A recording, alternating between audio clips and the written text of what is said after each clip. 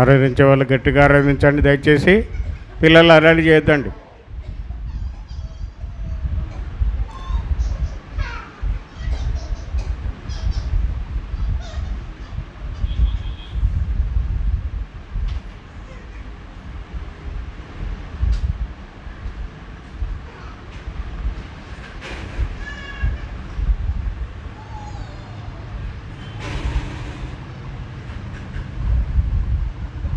ప్రేమిన్ తండ్రి, నమ్మకమైన జింగల్ దేవా, సర్వాధికారి, గొప్ప దేవా, అద్భుత కరుణాలోచనకర్త, నీ భావంకి ఎంత ఉంది నా చెల్లిస్తున్నా నైనా మళ్ళీ ఐగుప్తులో నుంచి దేవతని విడిపించిన గొప్ప దేవుడు దాని కొరకై వందనాలు.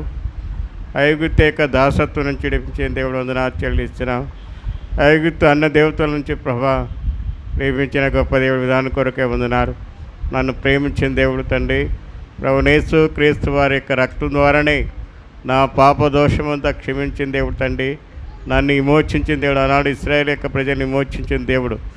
నా తండ్రి, నా తండ్రి పాపం నుంచి కూడా నన్ను విడిపించి ప్రత్యేకపరిచి దేవా తండ్రి మళ్ళీ తండ్రి మీరు ఇచ్చిన రక్షణ కొరకే స్తోత్రాలు. మీరు తండ్రి ఆ శిలువలో చేసిన కార్యమంతటి కొరకే స్తోత్రాలు. పరిశుద్ధమైన నిర్దోషమైన నిష్కలంకమైన రక్తం ద్వారానే నా పాప దాగులన్నీ కడిగి పరిశుద్ధపరిచిన దాని కొరకు ఏం చెల్లించలేక నా స్తుతులు ఆరాధన నా ప్రభువును రక్షకుడైన అతి శ్రేష్టమైన నామని స్తుతించి ఆరాధిస్తున్నాం తండ్రి. ఆమేన్. దయచేసి కూర్చోండి. దయచేసి పిల్లలు అల్లరి చేస్తున్నారు, అల్లరి చేయొద్దండి. దయచేసి అల్లరి చేసేటప్పుడు కొంచెం బయటికి తీసుకొని పోవాలా, మళ్ళీ వచ్చి కూర్చోవాలి.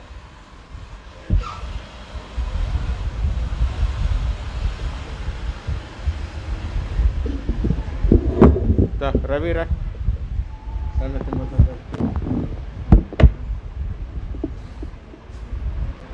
508 పాట లేచినవాడిని దయచేసి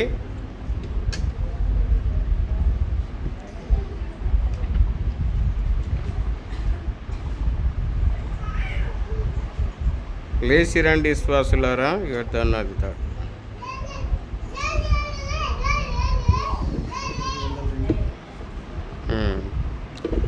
502, 508 ఇంకా పాత పాట పుస్తకం 430.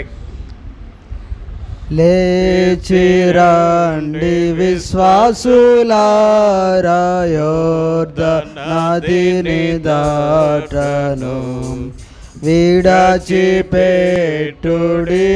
మిస్రాయిం సుఖ విలాసమాయలన్, విడచిపెట్టుడి మిస్రాయిం సుఖ విలాసమాయలన్. సందేహించకలేశమైన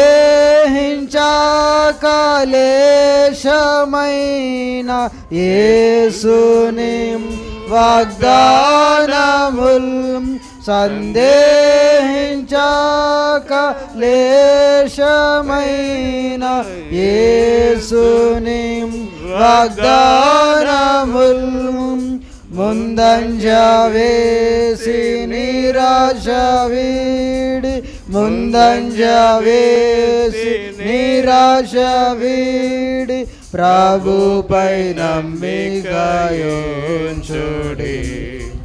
ప్రభుపై నమ్మికయుంచుడి. లేచిరండి విశ్వాసులారా, యోర్దాను నదిని దాటను, విడచిపెట్టుడి మిస్రాయిం సుఖ విలాసమాయలన్, విడచిపెట్టుడి మిస్రాయిం సుఖ విలాసమాయలన్. యాత్రలో సముద్రముల్ ఘోషించి, పర్వతముల్ కంపించినన్, యాత్రలో సముద్రముల్ ఘోషించి, పర్వతముల్ కంపించినన్, సొదొమ వైపు తిరిగి చూడక సొదొమ వైపు తిరిగి చూడక వెల్లుడి సియోను నగరునకు వెల్లుడి సియోను నగరునకు లేచిరండి విశ్వాసులారా యోర్దాను నదిని దాటను విడిచిపెట్టుడి మిస్రాయిం సుఖ విలాసమాయలను విడిచిపెట్టుడి మిస్రాయిం సుఖ విలాసమాయలను పరికించుడి యేసుని కల్వారిలో కన్నులతో పరికించుడి యేసుని కల్వారిలో కన్నులతో దూరపరచి బంధకముల దూరపరచి బంధకముల నశింపజేసే మరణము నశింపజేసే మరణము లేచిరండి విశ్వాసులారా యోర్దాను నదిని దాటను విడిచిపెట్టుడి మిస్రాయిం సుఖ విలాసమాయలను విడిచిపెట్టుడి మిస్రాయిం సుఖ విలాసమాయలను. కూర్చోండి. వాక్యం మీద దయచేసి అటు ఇటు తిరగొద్దండి, పిల్లలు అలర్ట్ చేయొద్దండి. దయచేసి బయట ఎవరైనా ఉంటే దయచేసి లోన్ వచ్చి కూర్చోండి. వాక్యం విందాం రండి. తిమ్మతను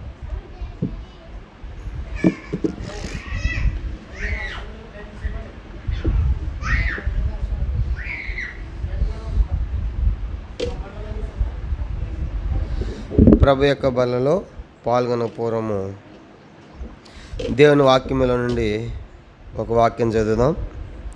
ద్వితీయోపదేశ కాండము మొదటి అధ్యాయం. ద్వితీయోపదేశ కాండం మొదటి అధ్యాయము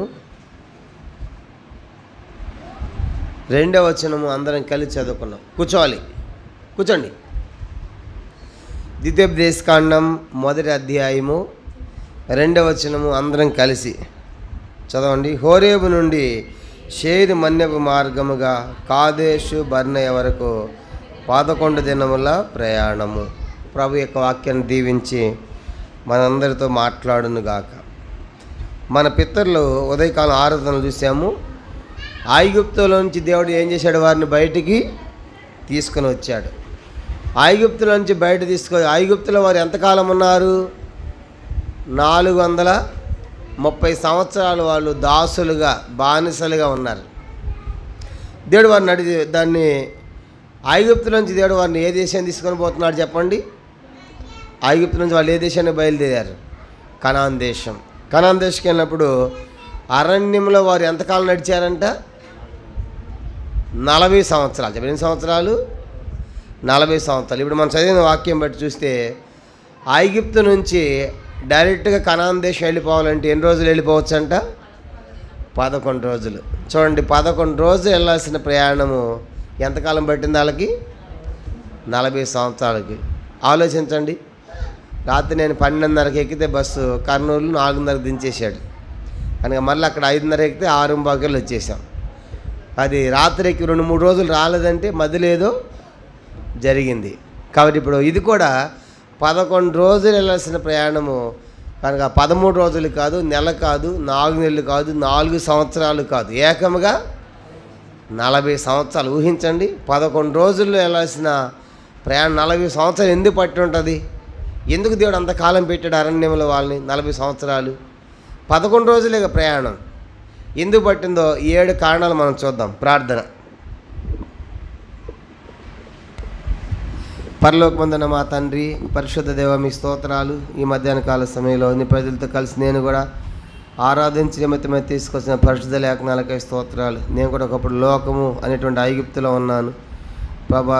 ఐగుప్తు అనేటువంటి దాసత్వంలో ఉన్నాను. ఫరో రాజైన అపవాది చేతిలో ఉన్నటువంటి నన్ను విడిపించారు. దాన్ని అన్య భాషల జనములో నుండి, ఐగుప్తు యొక్క దేవతల వశములో నుండి, బాధలన్నింటిలో నుంచి, నా దోషములన్నింటినీ క్షమించి నన్ను ప్రతిష్ఠితమైన జనముగా, పరిశుద్ధమైన జనముగా, యాజకులమైన రాజ్యముగా, విశేషమైన జనముగా తండ్రి కీర్తి ఘనత మహిమ కలిగి హెచ్చింపచేయాలని దేవుడిగా ఉండి ధర్మశాస్త్రం ఇచ్చి ఈ దినం ప్రభా మీరు తండ్రి నిన్ను సేవించాలని, మిమ్మల్ని ఆరాధించాలని కోరినందుకై మీకు వందనాలు చెల్లించుకుంటున్నాం. ఇలాంటి అనుభవం నా జీవితంలో కూడా ఒకప్పుడు ఉంటుండగా మీరు జ్ఞాపకం చేసుకుండగా ఉంటుండగా జ్ఞాపకం చేసుకున్నందుకై స్తోత్రాలు. తిరిగి ప్రభా మరి మిమ్మల్ని ఆరాధించి ఎలా ఉండగలము, ఐగుప్తు ఎలాంటి భయంకరమైన పరిస్థితులు ఉన్నాయో వాటన్నిటిని విడిపించి ప్రతిష్ఠితమైన జనముగా నువ్వు లోకంలో మమ్మల్ని కోరుకున్నందుకై మీకు స్తోత్రాలు చెల్లించుకుంటున్నాం. తిరిగి చదివి వాక్యాన్ని దీవించండి. 11 రోజులు వెళ్ళవలసిన ప్రయాణము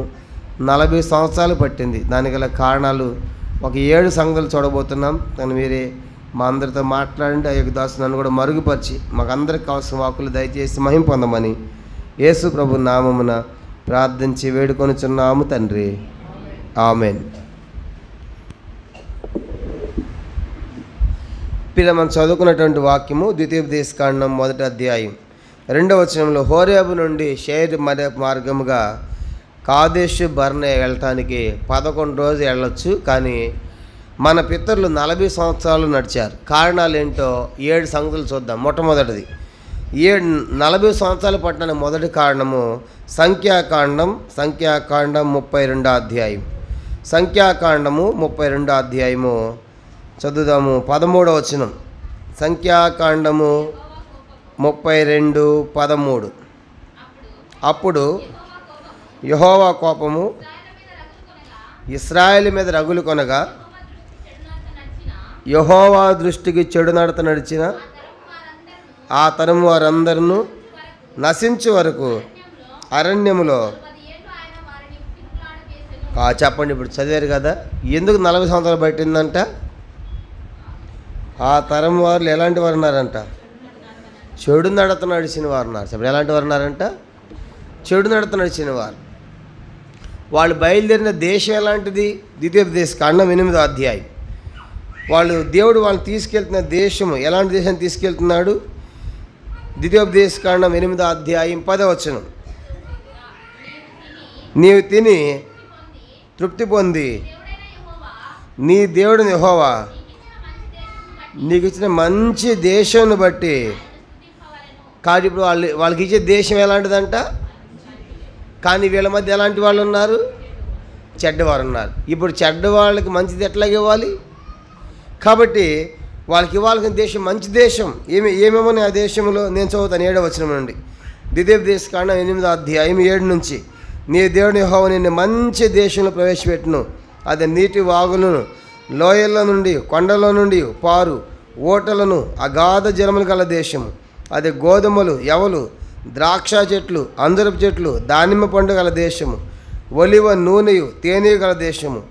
కరువు అనుకోకుండా నీవు ఆహారం తిను దేశం. అందులో నీకు ఏ లోపమును ఉండదు. అది ఇనుపు రాళ్ళు గల దేశము. దాని కొండల్లో నీవు రాగి తవ్వి తీయవచ్చు. నీవు తిని తృప్తి పొంది నీ దేవుని నీకు ఇచ్చిన మంచి దేశాన్ని బట్టి ఆయనను స్తుతింపవలెను. ద్రాక్ష చెట్లు, దానిమ్మ చెట్లు, అంజరపు చెట్లు, తోటలు, పండ్లు, యవలు, ద్రాక్షలు, నూనె, తేనె, పాలు అన్నీ కూడా సమృద్ధిగా దేశం. అంత మంచి దేశాన్ని తీసుకెళ్తున్నాడు. ఒక మాటలో చెప్పాలంటే అది మంచి దేశం అంట. చెప్పండి, ఏ దేశం అంట? అది మంచి దేశం. కానీ బయలుదేరిన వాళ్ళు ఎవరున్నారు? ఇప్పుడు దేవుడు చూశాడు, చెడ్డ వాళ్ళకి మంచి వాళ్ళని ఎట్లా ఇవ్వాలి? చూడండి, ఒక పెళ్లి చేయాలనుకోండి, ఒక చెడ్డ అబ్బాయికి మంచి అమ్మాయిని ఇస్తారా? లేకుంటే ఒక చెడ్డ అమ్మాయికి మంచి అబ్బాయిని ఇస్తారా? ఇవ్వం కదా. మరి దేవుడు కూడా అదే మంచి దేశము. బయలుదేరిన వాళ్ళనేమో చెడ్డవాళ్ళు ఉన్నారు. చెడ్డవాళ్ళు ఎట్లా వచ్చారు వాళ్ళ మధ్యకి? నిర్గమాకాండం 12వ అధ్యాయం. బయలుదేరినంత ఇశ్రాయేలు ప్రజలే కదా. చెడ్డవాళ్ళు ఎట్లా వచ్చారు వాళ్ళ మధ్య కంటే నిర్గమాకాండము 12వ అధ్యాయం 37 38 వచనాలు. నిర్గమాకాండం అందరు తీయండి 12వ అధ్యాయము 37-38. అప్పుడు ఇశ్రాయేలు రామశేషు నుండి సుక్కోతునకు ప్రయాణమైపోయారు. వారి పిల్లలు గాక కాబట్టి పిల్లలు లెక్కకుండా సైన్యం ఎంతమంది అంట 6 లక్షలు. తర్వాత 38 అనేకులైన అన్యజనుల సమూహమును గొర్రెలు ఎద్దులు పశువులు గొప్ప మందయు ఎవరితో బయలుదేరారు? ఇశ్రాయేల్ ప్రజలతో. చెప్పండి, ఎవరితో బయలుదేరారంట? ఐగుప్తులోని అనేకులు అన్యజనులు కూడా బయలుదేరారు. ఇశ్రాయేల్ ప్రజలు పోతూ ఉంటే బలర్పించడానికి ఉత్సవం చేయడానికి అరణ్యంలోకి పోతూ ఉంటే మేము కూడా వస్తామని చెప్పేసి అన్యులు కూడా బయలుదేరారు. ఇప్పుడు ప్రశ్న ఏంటంటే అన్యులు ఎందుకు బయలుదేరారు? చెప్పండి, వీళ్ళకేం పని? వీళ్ళు చూశారు 10 రకాల అద్భుతాలు చూశారు, తెగుళ్ళు చూశారు. అమ్మ మీ దేవుడు సామాన్యమైన వాడు కాడు, కాబట్టి మేము కూడా మీతో పాటు వస్తామని చెప్పేసి ఆ తెగులు అద్భుతాలు చూసి అన్యులు కూడా బయలుదేరి వచ్చారు. ఇశ్రాయేల్తో పాటు బయలుదేరి వచ్చి కనుక మిశ్రితం అయిపోయారు. ఇశ్రాయేల్ ప్రజలు మిశ్రితం అయిపోయి చెడు నడత నడుస్తూ ఉన్నారు. ఎంతకాలం నడుస్తున్నారంటే చెడు నడత 40 సంవత్సరాలు. అక్కడెక్కడ తిరుగులాట చేస్తున్నారు. కనుక మీరు చెడు నడతలన్నా మానుకోవాలి, మారు మనసు అన్నా పొందాలి. చెడు నడతలను మానుకొని మారు మనసు పొందితే మిమ్మల్ని తీసుకెళ్తాను, లేకుంటే మీరు అరణ్యంలో రాలిపోతారు. 40 సంవత్సరాలు అయినప్పటికి కూడా చెప్పండి వారు ఏం పొందలేదంట? మారు మనస్సు పొందలేదు. కనుక వాడి మధ్య చెడ్డవారు ఉన్నారు. కాబట్టి మధ్యాహ్నం మనం కూడా ఆలోచించాలి. కనుక చాలాసార్లు మనం ఎంత మంచివాళ్ళం అనుకుంటాం. బైబిల్ సెలవిస్తూ ఉంది, నీతిమంతుడు లేడు, ఒక్కడు లేడు, గ్రహించేవాడు లేడు, దేవుని వెతకవాడు లేడు, అందరూ త్రోత పేకముగా పనికి మాలిన వారైనా రాయబడింది. చాలాసార్లు మనం మంచివాళ్ళు అనుకుంటాం. ఒకసారి ఒక బస్సు ప్రయాణం అయిపోతూ ఉంది అడవిలో. భయంకరమైన అడవి, వర్షము, పిడుగులు, ఉరుములు, కనుక బీభత్సం సృష్టిస్తుంది వర్షం. అయితే ఆ బస్సు నిండా మా ప్రజలు ఉన్నారు. అప్పుడు బస్సు ఆ పిడుగుల్లో ఉరుముల్లో కనుక వర్షంలో పోతూ ఉంటే ఆ బస్కి 50 అడుగుల దూరంలో ఒక చెట్టు మీద పిడుగు పడింది, చెట్టు కాలిపోతుంది. ఇంకా బస్సు అలాగే పోతూ ఉంది. ఇప్పుడు బస్కి 40 అడుగుల దూరంలో మరొక చెట్టు మీద పిడుగు పడింది, అది కాలిపోతూ ఉంది. 30 అడుగులు, 20 అడుగులు, ఇంకా బస్కి 10 అడుగుల దూరంలో ఉండగా ఒక చెట్టు మీద పిడుగు పడింది, కాలిపోయింది. ఇక నెక్స్ట్ పిడుగు పడితే ఎక్కడ పడాలి? అందరూ భయపడుతున్నారు, అంత భయంకరమైన పిడుగులు. ఆవిడ బస్సులో ఒక పెద్ద ఆయన అన్నాడు, నేను ఆ సలహా చెప్తాను, అది వింటే అందరూ బతుకుతాం, ఒకడే సస్తాడు అన్నాడు. ఇదేదో బాగుంది చెప్పయ్యా అన్నారు. అది ఆ చెట్టు కనపడతా ఉంది. ఒక్కొక్కటి దిగి పరిగెత్తకుండా పోయి ఆ చెట్టుని పట్టుకొని రావాలి. ఎవడు చెడ్డవాడు వాడు పిడుగుబడి వాడు సస్తాడు, మిగతా మనం అంతా ఏమవుతాము? ఇదేదో బాగానే ఉంది, అందరూ ఓకే అనుకున్నారు. నువ్వు పోక అంటే ఏమంటావు? నేను చెడ్డదానా, నేను పోయినా కూర్చుంది. నువ్వు బాగున్నా అంటే నేను చెడ్డవాడు, నేను మంచివాడు. ఎవడు దిగట్లా బస్సులోంచి, అందరూ మంచివాళ్ళే. మొత్తానికి ఆ తోపులాటలు ఏం జరిగిందంటే ఒకటి కింద జారి పడ్డాడు. గత్యంతరం లేక పరిగెత్తుకుని పోయాడు, చెట్టుని పెట్టుకున్నాడు. కనుక అమ్మయ్య నేను బతిబని వచ్చి కూర్చున్నాడు బస్ సీట్లో. 2, 3 అందరూ పోయారు. ఎవడి మీద పిడుగు పడలా. లాస్ట్ ఒకడు మిగిలిపోయాడు. ఇంకా కాళ్ళు నిలబడతాడు, ప్లీజ్ వద్దు, నెట్టేయద్దు, పిడుగు పడుతుందేమో, చచ్చిపోతానేమో, క్షమించండి, వద్దు, భయపడుతున్నాను అని కేకలేస్తున్నాడు, ఏడుస్తున్నాడు. కుదరదు, మేము పోయాం కాబట్టి నువ్వు కూడా పోవాల్సిందే. అందరూ కలిసి బయటికి గెంటేశారు. వాడు ఏడుస్తున్నాడు, కేకలేస్తున్నాడు, కనుక రోధిస్తున్నాడు, పరిగెత్తుకుని పోతా ఉన్నాడు. వీళ్ళు మాత్రం బస్సులో ఉండి వాడే చెడ్డవాడు, వాడి మీద పిడుగుపడుతుంది, వాడు వస్తాడని చెప్పి అందరూ నవ్వుకుంటున్నారు, సంతోషంగా ఉన్నారు. వాడు ఏడ్చుకుని పోయి గట్టిగా చెట్టుని పట్టుకున్నాడు. ఈసారి పెద్ద పిడుగుపడింది చెట్టు మీద కాదు, బస్సు మీద. బస్సులో వాళ్ళందరూ సచ్చారు, వాడు అక్కడే. కానీ బస్సులో వాళ్ళందరూ ఏమనుకున్నారు చెప్పండి? మేమెంతో మంచివాళ్ళం. చాలాసార్లు మనం కూడా నేను ఎంతో మంచివాడిని, మంచిదని అనుకుంటాం. 1 రాజులు 8వ అధ్యాయం 46లో రాయబడింది. 1 రాజు 8వ అధ్యాయం 46లో పాపము చేయని వాడు ఒక్కడును లేడు. కనుక చూసారా, పాపము చేయని వాడు ఒక్కడు లేడు. చదవండి 1 రాజు 8:46. పాపము చేయని వాడు చాలు, ఒక్కడు లేడు. అంటే అందరూ కూడా పాపం చేసిన వాడే. కాబట్టి అందుకే ఏ భేదమును లేదు, అందరూ పాపము చేసి దేవుడి నుంచి మహిమను పొందలేకపోతున్నారు. ప్రసంగి గ్రంథం 7వ అధ్యాయం 20లో రాయబడింది. ప్రసంగి 7:20లో పాపము చేయక మేలు చేయుచుండే నీతిమంతుడు భూమి మీద ఒక్కడును లేడు. కాబట్టి నీతిమంతుడు ఒక్కడు లేడు, పాపం చేయడం ఒక్కడు లేడు. కాబట్టి మధ్యాహ్నం ఆలోచించాలి. చాలాసార్లు మనం ఎంతో మంచివాళ్ళు అనుకుంటాం. అందుకే పౌలు ఏమన్నాడు? రోమపత్రిక 7వ అధ్యాయం 18వ వచనంలో, రోమ 7:18లో, నా శరీరమందు మంచిదేదియు నివసింపదని నేను ఎరుగుదును. అంటే అర్థం ఏంటి? పౌలు అంటాడు నేను మంచివాడిని కాదు, కనుక పౌలే మంచివాడు కాకపోతే మనం ఎట్లా మంచివాడు అవుతాం? ఇంకా ఈ మధ్యాహ్నం ప్రశ్న ఏంటంటే, పాపము చెడు నడత ఉంటే ఏ దేశం లేదు చెప్పండి? చెడు నడత నడిచిన వారికి ఏ దేశం లేదు? కనాన్ దేశం లేదు. అట్లాగే ఈ మధ్యాహ్నం మనం ఆలోచించాలి, చెడు నడత నడిచిన వారికి పరలోక రాజ్యము లేదు. చూడండి, ఆ మధ్య కరోనా వచ్చింది. కరోనా వస్తే ఒక దేశం నుంచి మరొక దేశానికి విమానాలు రానిచ్చారా? అన్నీ ఆపేశారు. ఎందుకు? ఆ కరోనా మాకు కూడా వస్తుందేమో కాబట్టి ఎక్కడెక్కడ బంద్. కనుక ఒక ఊరు నుంచి ఇంకో ఊరికి పోనివ్వలేదు, ఒక దేశం నుంచి మరో దేశాన్ని పోనివ్వలేదు. అలాంటిది మరి పరలోక రాజ్యం బంగారు వీధులతో ఉంది కదా, దేవుడే వెలుగు కదా. అలాంటి పరలోక రాజ్యము ఒట్టొట్టుగా మనం ఎట్టబోతాం? కాబట్టి ఆ పరలోక రాజ్యం పోవాలంటే మనలో ఏముండకూడదు? చెడు నడత ఉండకూడదు, చెడ్డ ఉండకూడదు, పాపం ఉండకూడదు. కాబట్టి ఒక పాపి పరలోకంలో ప్రవేశించలేడు. నీతిమంతుల సభల పాపులు నిలవరు కదా. కాబట్టి ఈ మధ్యన ఆలోచించాలి. పర్లోకి ఎవరైనా కూర్చున్న వారు రక్షణ మార్గం పొందకపోతే దేవుడు మీతో మాట్లాడుతున్నాడు. పరలోకం పోవాలంటే, కనాన్ దేశం పోవాలంటే వారు తమ చెడు నడతలు మానుకోవాలి, మారు మనస్సు పొందాలి, పాపక్షమాపణ పొందాలి. ప్రభా నేను చెడిపోయిన వాడిని, చెడ్డదాన్ని ఒప్పుకోవాలి, యేసు రక్తంలో కడుగుబడాలి. అలాంటి వారికి మోక్షం. కానీ చెడు నడతలో ఉంటే వాళ్ళకి పరలోక రాజ్యము లేదు. కాబట్టి ఆ మధ్య మొదటి సంగతి ఏంటంటే, 40 సంవత్సరాలు దేవుడు ఎందుకు అవకాశం ఇచ్చాడంటే, ఈ 40 సంవత్సరాల్లో మీ చెడు నడతలు అన్నీ కూడా ఏం చేయాలి? మీరు అందుకే అక్కడ తిరుగులాట చేశాడు, కానీ వారు చెడు నడతలు మానలేదు. అందుకే అందరూ ఏమైపోయారు? అరణ్యములో రాలిపోయారు. కాబట్టి మొదటి సంగతి ఏంటంటే, చెడు నడతలు మానుకోవాలి. చెడు నడత నడిచిన ఉన్నారు కాబట్టి దేవుడు 40 సంవత్సరాలు పెట్టాడు. మొదటి కారణం. రెండోది చూడండి, రెండో సంగతి ద్వితీయోపదేశకాండం 8వ అధ్యాయం.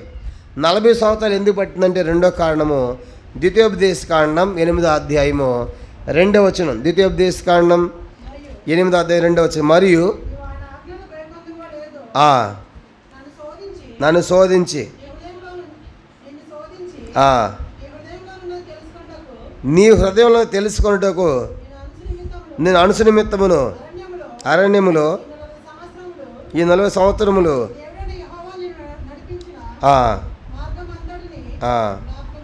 కాబట్టి 40 సంవత్సరాలు ఎందుకు పట్టిందని రెండో కారణము.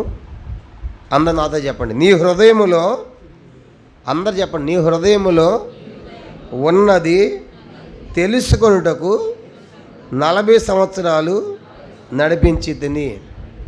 చెప్పండి, 40 సంవత్సరాలు ఎందుకు పెట్టాడు దేవుడు వారిని? వాళ్ళ హృదయాల్లో ఏముందో తెలుసుకోవాలనుకున్నాడు. ఇప్పుడు చూడండి, మీ హృదయాల్లో ఏముందో నాకు తెలుస్తుందా? నా హృదయంలో ఏముందో మీకు తెలుస్తుందా?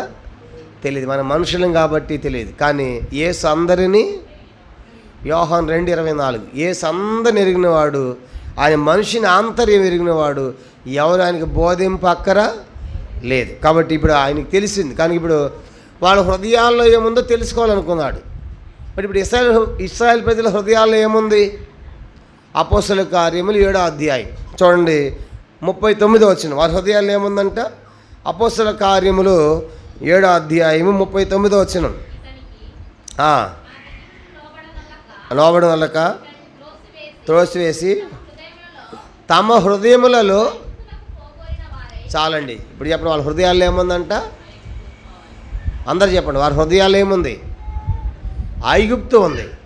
అందరు పలకండి, ఇశ్రాయేళ్ల హృదయములలో ఐగుప్తు ఉన్నది. ఇప్పుడు చెప్పండి, వాళ్ళ హృదయాల్లో దేవుడికి ఏం కనపడిందంట? వాళ్ళు బయలుదేరింది ఎక్కడికి? వాళ్ళు వచ్చింది ఎక్కడికి? ఎక్కడి నుంచి వచ్చారు బయటికి? ఐగుప్తు నుంచి బయటకు వచ్చారు. కానీ ఐగుప్తు బయటకు వచ్చారు, కానీ ఐగుప్తు ఎక్కడుందో వాళ్ళకి ఇప్పుడు హృదయం. అంతనే చూడండి, ఈ బైబిల్, ఈ బైబిల్ ఇశ్రాయేల్ ప్రజల హృదయం అనుకోండి. ఈ బైబిల్ ఏంటి? ఇశ్రాయేల్ ప్రజల హృదయం ఈ బైబిల్. ఈ కచ్చిపు, ఈ నాప్కిన్ ఏంటంటే ఇశ్రాయేల్ ప్రజల ఐగుప్తు అన్నమాట. ఈ నాప్కిన్ ఐగుప్తు, ఈ బైబిల్ ఏమో ఇశ్రాయేల్ ప్రజల యొక్క హృదయం. ఇప్పుడు ఇశ్రాయేల్ ప్రజల హృదయాల్లో ఏముందంట? ఐగుప్తుని పెట్టుకుని ఏం దాటారు? ఐగుప్తుని దాటారు. అది దాటినట్టేనా? చెప్పండి. ఇప్పుడు ఇదేమో ఇశ్రాయేల్ ప్రజల హృదయము, ఇదేమో ఐగుప్తు. ఇప్పుడు ఐగుప్తుని ఇశ్రాయేల్ ప్రజలు ఎక్కడ పెట్టుకున్నారు? హృదయంలో పెట్టుకుని ఎక్కడ ఏం దాటారు? ఐగుప్తు దాటినట్టే ఉన్నారు. కానీ ఐగుప్తు ఎక్కడ ఉంది? అది నిజంగా దాటినట్టేనా ఐగుప్తు? మనం కూడా చాలాసార్లు లోకంలో వచ్చి అంటాం. లోకం అంతా ఎక్కడ ఉంటుంది? హృదయం. ఆ పెళ్లి సందర్భంలో చూడాలి, చనిపోయినప్పుడు చూడాలి. అది చనిపోయిన సందర్భాల్లో, పెళ్లి సందర్భాల్లో లోకమంతా ఎక్కడ ఉండదు, విశ్వాసులలోనే ఉంటుంది. అన్నీ చేస్తాం, అన్నీ ఇచ్చేయాలని కుదరదని అంటాం. ఇక్కడ మాత్రం మంచి స్తుతి మహిమని పాడుతూ ఉంటాం, వేరు చేసే ప్రభుని ఆరాధన చేస్తూ ఉంటాం. అంటే ఒకటిదే కనుక ఎక్కడ వేరేయం? ఇశ్రాయేలు ప్రజలు కూడా వారి హృదయాల్లో చెప్పండి ఐగుప్తు నుంచి వచ్చినట్టే ఉన్నారు, కానీ హృదయంలో ఏముందంట? ఇప్పుడు దేవుడు చూశాడు, దేవుడు తెలుస్తుందిగా, మనిషిని యొక్క ఆంతర్యం ఎరిగిన వాడు కదా. ఇర్మీయా గ్రంథం 20వ అధ్యాయం 8వ వచనం. ఇర్మీయా 8:20 చూడండి. దేవుడు మనిషి యొక్క ఆంతర్యాన్ని పరిశోధించేవాడు. ఇర్మీయా గ్రంథం 20వ అధ్యాయం 8వ వచనం. ఇర్మీయా గ్రంథము 20వ అధ్యాయము 8వ వచనం చూడండి.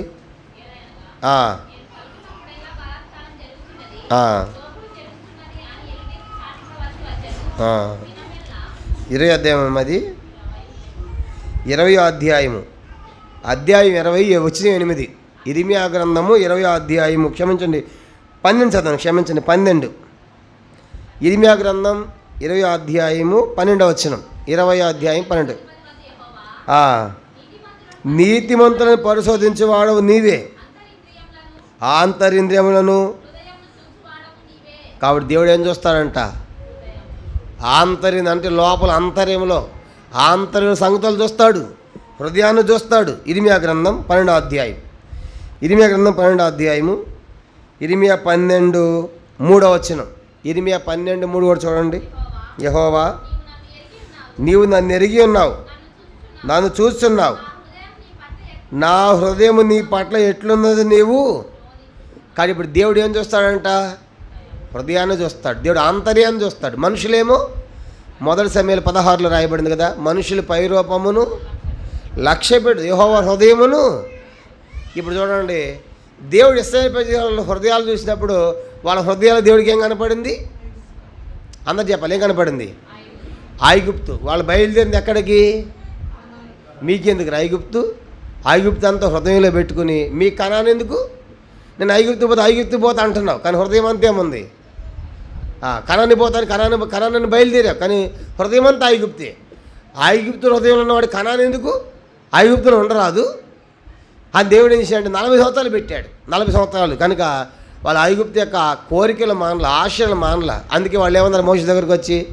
ఆహారం లేకపోతే ఏమన్నారు? మోషే ఏంటి ఆహారం? చవిసారం లేని ఈ ఆహారం మాకెందుకు? మాకు ఐగుప్తులు ఏమున్నాయి? బీరకాయలు, ఉల్లిగడ్డలు, కూరగాయలు, చేపలు, కొండలేద్దా, మాంసం, చనిపోతే సమాధులు, ఇన్ని వదిలికొచ్చే మోషే. కానీ ఇప్పుడు మేము ఎక్కడ పోతాం? ఉన్నారు? ఐగుప్తుకి అన్నారా, కనానికి అన్నారు? మోషేతో ఐగుప్తుకే పోతాం మేము. హృదయం నిండి దాన్ని బట్టి నోరు, వాళ్ళ హృదయం అంతా ఏముంది? ఐగుప్తు. అందుకే వాళ్ళు ఎక్కడ పోతూ ఉంటున్నారు? ఐగుప్తుకే పోతూ ఉంటున్నారు. ఇప్పుడు దేవుడు చూశాడు, హృదయం చూసినప్పుడు మీకెందుకురా కనాను? హృదయం అంతా ఐగుప్తు పెట్టుకుని కనాని పోతా అంటే ఎటు తీసుకెళ్తాను నేను? ఇప్పుడు మీ హృదయం ఏం తొలగించుకోవాలి? మేము మన హృదయాల్లో ఐగుప్తుని పాట అయితే పాడతాం. ఐగుప్తుని విడిచి రంగుగా యేసుని విడిచామా? విడితే అట్టెందుకంటారు? కొండలేదు, మాంసం ఉంది, కూరగాయలు, ఉల్లిగడ్డలు అని. ఎందుకు పోతామన్నారు? వడిదే పాటే పాడతాం, అంతే. విడవాలి. ఐగుప్తుని విడవపోతే ఏం లేదు, కనాను. ఐగుప్తుని విడిచిన వారికే కనాను. కాబట్టి ఐగుప్తు కావాలి నాకు. ఆ చిన్నపిల్లలు ఇసుకలో ఆడుకుంటూ ఉన్నారనుకోండి, జిలేబీ ఇస్తారా అని అంటే ఆడేం చేస్తాడు చిన్నపిల్లలు? ఒక చేత్తో ఇసుక పట్టుకుంటాడు గుప్ప నిండా, మరో చేతి జిలేబీ కూడా కావాలంటాడు. ఇది కావాలి, అది కావాలి, రెండు కావాలి. అవ్వ కావాలి, బువ్వ కావాలి, రెండు కుదరదు. కనుక ఐగుప్తు కనాను పోవాలంటే మనం ఏమి విడిచిపెట్టాలి? ఐగుప్తు కోరికలు, ఆశలు, ఇచ్చలు, కనుక పద్ధతులు, ఆచారాలు అవన్నీ విడిచిపెడితే తప్ప మనం కనానికి వెళ్ళాం. దేవుడు వాళ్ళ హృదయం చూసినప్పుడు వాళ్ళ హృదయం అంతా దేవుడికి ఐగుప్తే కనపడింది. అరే ఎంత మోసం చేస్తున్నారు నన్ను, బయలుదేరింది కనాను కానీ ఐగుప్తులో పోలేదు. కాబట్టి ఈ ఐగుప్తుని ప్రేమించేవాడు కనాను దేశము లేదని 40 సంవత్సరాలు పెట్టాడు. ఇది రెండో కారణం. మూడోది చూడండి, మూడోది నిర్గమాకాండం 13వ అధ్యాయం. నిర్గమాకాండం 13వ అధ్యాయము. నిర్గమాకాండం 13వ అధ్యాయం. మూడవది ఎందుకు పట్టినంటే 17-18 వచనాలు. నిర్గమాకాండం 13వ అధ్యాయము 17-18 వచనాలు. దేవుడు దేవుడి ప్రజలు యుద్ధం చూసినప్పుడు పశ్చాత్తాపడి ఐగుప్తుకు తిరుగుదురేమో అనుకొని ఫిలిష్తీయుల దేశము సమీపమైనను ఆ మార్గమున వారు నడిపింపలేదు. అయితే దేవుడు ప్రజలను చుట్టూ దారేగు ఎర్ర సముద్రపు అరణ్య మార్గం నడిపించెను. చాలు 17వ వచనం దేవుడు చెప్తాడు ఎందుకు వాళ్ళు 40 సంవత్సరాలు పెట్టాడంటే ఫిలిష్తీయుల దేశం గుండా పోతే వాళ్ళకి చాలా దగ్గరంట. ఏంటది? కనాన్ దేశం. చెప్పండి. ఫిలిష్తీయుల దేశం గుండా పోతే కనాన్ దేశం చాలా సమీపం దగ్గర. కానీ దేవుడు సమీపము దారిలో తీసుకెళ్ళలేదంట. ఎక్కడ తీసుకెళ్ళాడంట? ఏ దారిలో తీసుకెళ్ళాడు? చుట్టూ దారులు. ఎందుకు? అందరూ చూడాలి. ఇప్పుడు సమీపంగా పోతున్నారనుకోండి, యుద్ధం వచ్చిందనుకోండి, యుద్ధం వస్తే దగ్గర దారి కాబట్టి కొంచెం దూరం నడిచాడు. ఇప్పుడు ఐగుప్తుల నుంచి యుద్ధం చేయాలంటే మేము ఎక్కడ యుద్ధం చేస్తాం? 430 సంవత్సరాలు మేము దాసులుగా ఉన్నాం, బానిసలుగా ఉన్నాం, మాకు యుద్ధం రాదు కాబట్టి మేము యుద్ధం చేయమని చెప్పేసి ఎక్కడ తిరిగి వెళ్ళిపోతారు? ఏడకపోతారు? ఐగుప్తుకి వెళ్ళిపోతారు. దగ్గర దారిలో తీసుకెళ్ళిపోతూ ఉంటే. అది చాలా చుట్టూ దారిలో తీసుకెళ్ళాడు అనుకోండి, చాలా దూరం పోయిన తర్వాత కష్టం వచ్చి ఏం చేస్తారు? ఒకసారి అంటే చూడండి, ఇప్పుడు చుట్టూ దారిని మీకు అర్థం కావాలంటే నీ ముక్కు ఎక్కడంటే అందరూ వైపు చూడాలి. నీ ముక్కు ఎక్కడంటే ఇదే దారి, షార్ట్ కట్. నీ ముక్కు ఎక్కడంటే ఇటు చూపించండి. నీ ముక్కు ఎక్కడంటే ఇట్లంటే ఇదే దారి, ఇది చుట్టూ దారి. ఇప్పుడు దేవుడు వాళ్ళని షార్ట్ కట్లో తీసుకెళ్ళట్లా. నీ ముక్కు ఎక్కడంటే ఇది చూపించట్లే, ఇట్లా తీసుకెళ్ళట్లా. ఎక్కడ తీసుకెళ్తున్నాడంట? చుట్టూ దారిలో తిప్పుతున్నాడు. ఎందుకు? షార్ట్ కట్లో పోతే యుద్ధం రాగానే యుద్ధం చేయాలి వాళ్ళు. కానీ గీహోన్ రాజు, ఓగు రాజు వాళ్ళు యుద్ధం చేయాలి. యుద్ధం రాగానే మేము యుద్ధం చేయని చెప్పేసి ఎక్కడికి వెళ్ళిపోతారు? షార్ట్ కట్లు అయితే వెనక్కి ఐగుప్తు దగ్గర వెనక్కి వెళ్ళిపోతారు. కాబట్టి నేను చుట్టూ దారిలో తీసుకెళ్తున్నాడు. చాలా దూరం పోయారు. ఇప్పుడు యుద్ధం వచ్చింది. వెనక్కి రావాలంటే కష్టం. కానీ ముందుకెళ్ళి తప్పనిసరిగా ఏం చేస్తారు? వాళ్ళు యుద్ధమే చేస్తారు.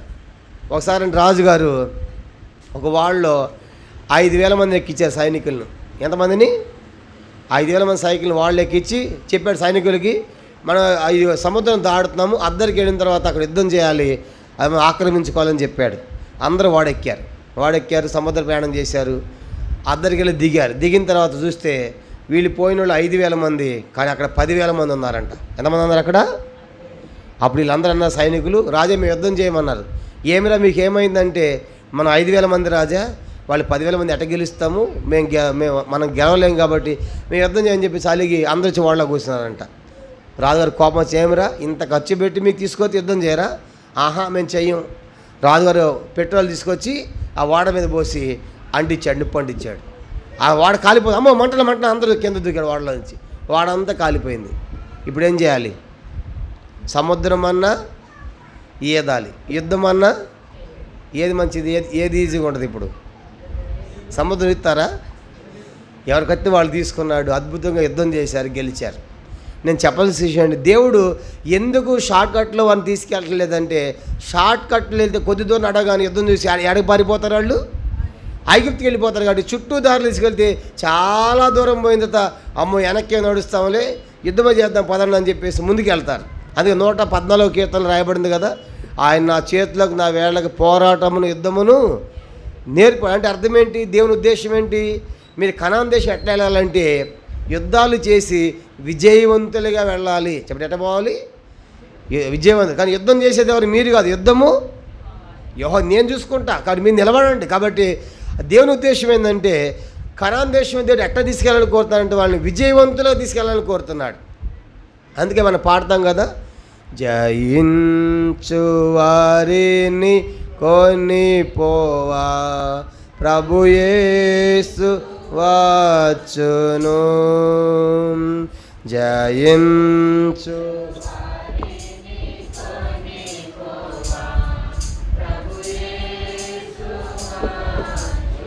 కాబట్టి మనం గమనించామంటే దేవుడు ఎవరి కోసం రాబోతున్నాడు? జయించే వారి కోసం. ఇప్పుడు ఇశ్రాయేలు ప్రజలు కూడా 40 సంవత్సరాలు ఎందుకంటే మీరు కనాన్ దేశం విజయవంతులుగా పోవాలి, రాజులను గెలుచుకుంటూ విజయవంతులుగా పోవాలి. కాబట్టి అట్లా విజయవంతులుగా తీసుకెళ్లాలని దేవుడు వారిని కోరుతూ వచ్చాడు. కానీ వాళ్ళు దానికి మేము ఐగుప్తుకి పోతామన్నారు. కాబట్టి మధ్యన ఆలోచన చేయాలి. దేవుని ఉద్దేశం ఏంటంటే విజయవంతులుగా ఉండాలని కోరుతున్నాడు. చూడండి, సండే స్కూల్ పిల్లలు ప్రైజులు ఇచ్చినప్పుడు ఫస్ట్ క్లాస్ వచ్చినప్పుడు ఎంత సంతోషం ఉంటుంది. అప్పుడు నేను కష్టపడి కాబట్టి వాక్యాలు చెప్పారు కాబట్టి నాకు ప్రైజ్ ఇస్తే సంతోషమని సంతోషం ఉంటుంది వానికి.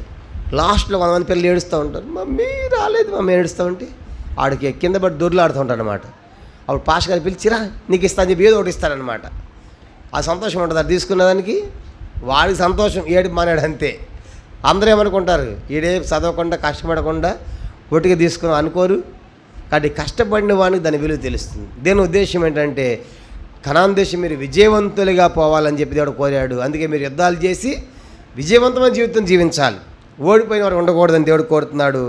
ఇది 3వ కారణం. ఇప్పుడు 3 సంగతులు చెప్పి మొదటి చెప్పండి. మొదటిది ఎందుకు 40 సంవత్సరాలు ఎందుకు పట్టింది?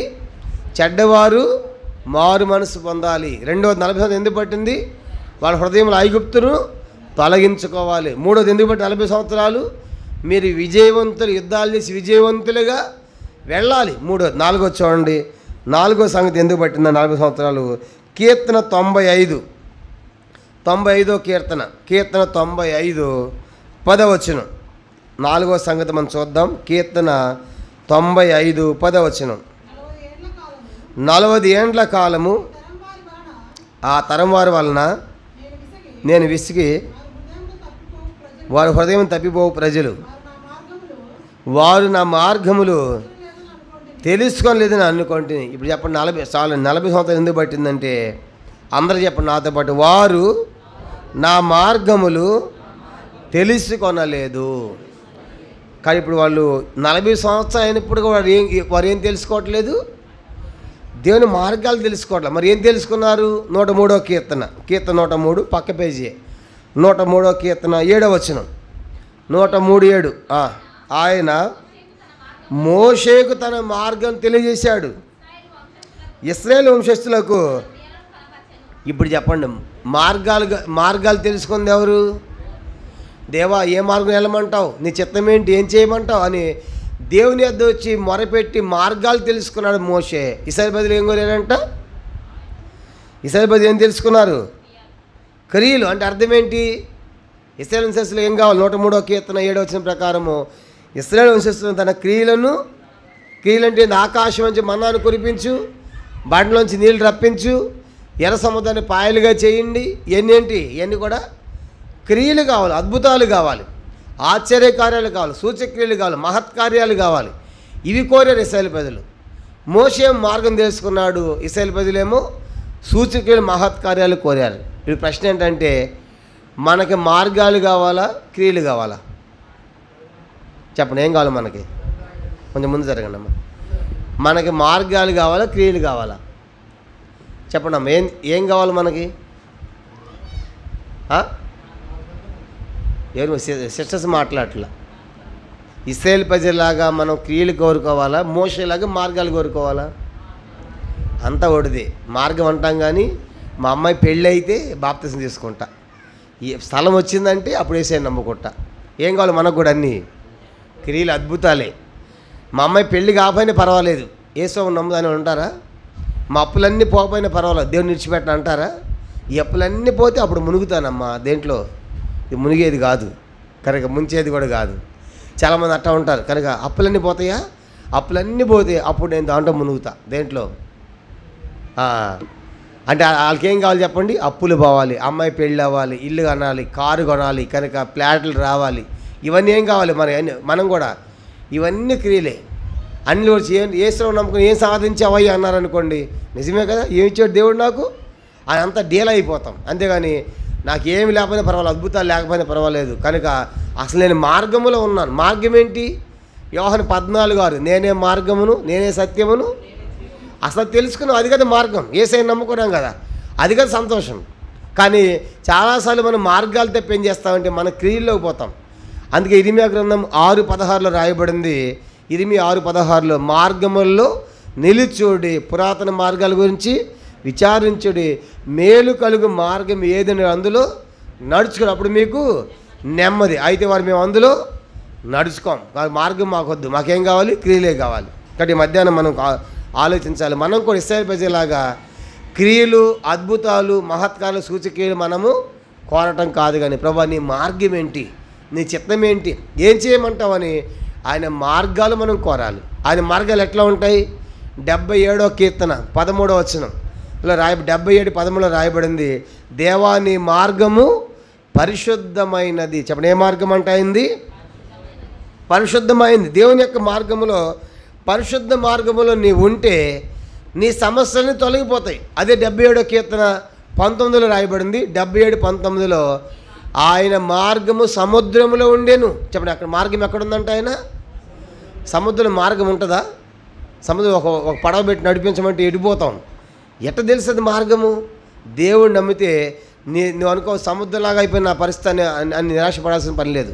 నువ్వు సముద్రంలో ఉన్న దేవుడు ఏం చూపిస్తాడు? నీకు మార్గం చూపిస్తాడు. యెషయా గ్రంథం 43:19 రాయబడింది. యెషయా 43:19లో నేను అరణ్యములో త్రోవ కలుగు చేసేదను. కానీ ఏ దేవుని నమ్ముకుంటే నీ జీవితం అరణ్యంలాగా ఎండిపోయింది అనుకోవద్దు. అరణ్యంలో కూడా దేవుడు ఏం చూపిస్తాడంట? మార్గాన్ని చూపిస్తాడు. విలాపవాక్యాలు 3వ అధ్యాయము 2లో రాయబడింది. విలాపవాక్యాలు 3:2లో ఆయన కట్టికి చీకటిలోనికి త్రోవ దారి తీస్తాడు. కాబట్టి కట్టికి చీకటి, నా జీవితం చీకటి అయిపోయింది అనుకోవద్దు. కనుక చీకటైనా దారి చూపిస్తాడు, సముద్రమైన దారి చూపిస్తాడు, అరణ్యమైన దారి చూపిస్తాడు. ఎప్పుడు?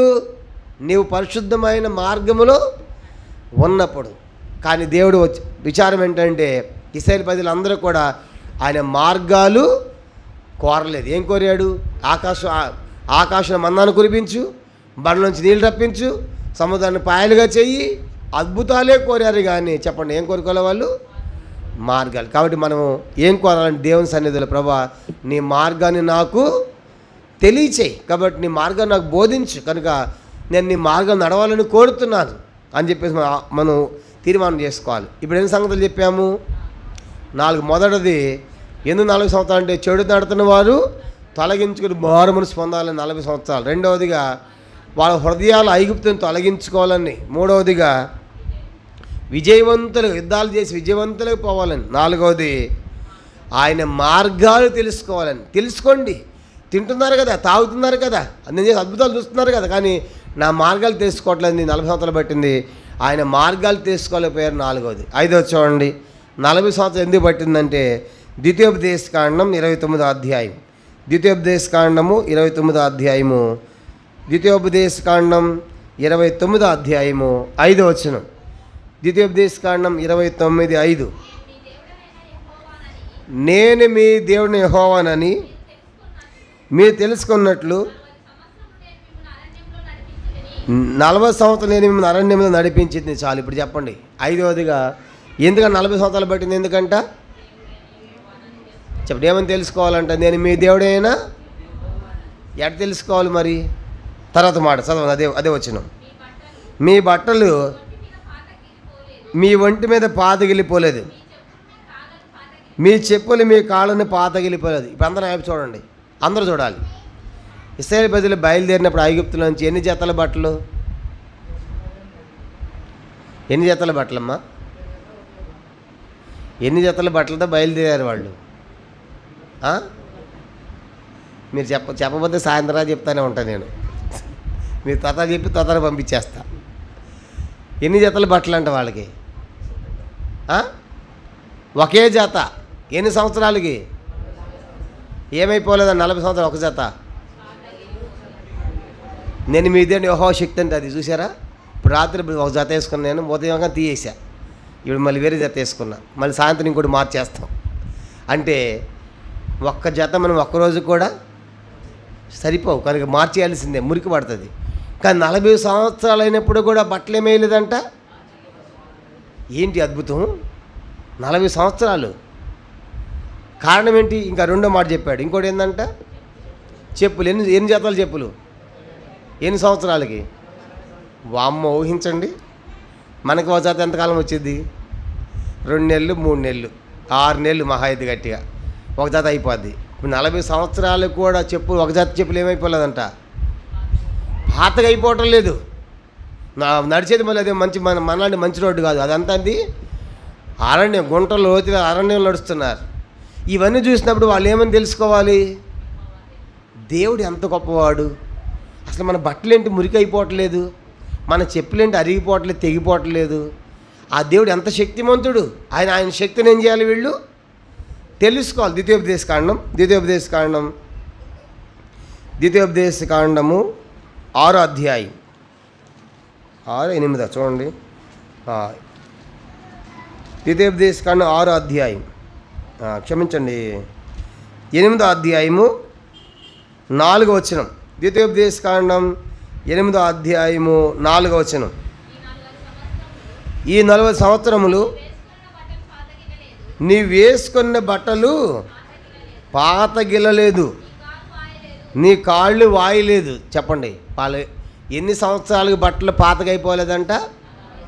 40 సంవత్సరాలైన బట్టలు పాతగా అవ్వలేదు. రెండవది, కాళ్ళు ఎన్ని సంవత్సరాలు నడిస్తే? మనం సువార్తగా నడవమంటే బీపీ అంటావు, షుగర్ అంటావు, కాలు వాపు అంటావు, నడుము నొప్పి అంటావు. 1 గంటకే 2 గంటలకే. వాళ్ళు 40 సంవత్సరాలు నడిచిన కాళ్ళు ఏమవ్వలేదంట. ఇదంతా ఏంటి? ఈ మహత్యం ఏంటి? నేను మీ దేవుడనైనా అది మీరు తెలుసుకోవాలి. మీ వస్త్రాలు చూసి తెలుసుకోండి, మీ చెప్పులు చూసినప్పుడు తెలుసుకోండి ఎంత శక్తిమంతుడు. ఎందుకు ఆ బట్టలు పాతగా ఎందుకు అవ్వలేదు బట్టలు? నెహెమ్యా గ్రంథం 9వ అధ్యాయం, 12వ వచనం. నెహెమ్యా 9:12. నెహెమ్యా గ్రంథం 9వ అధ్యాయము 12వ వచనం.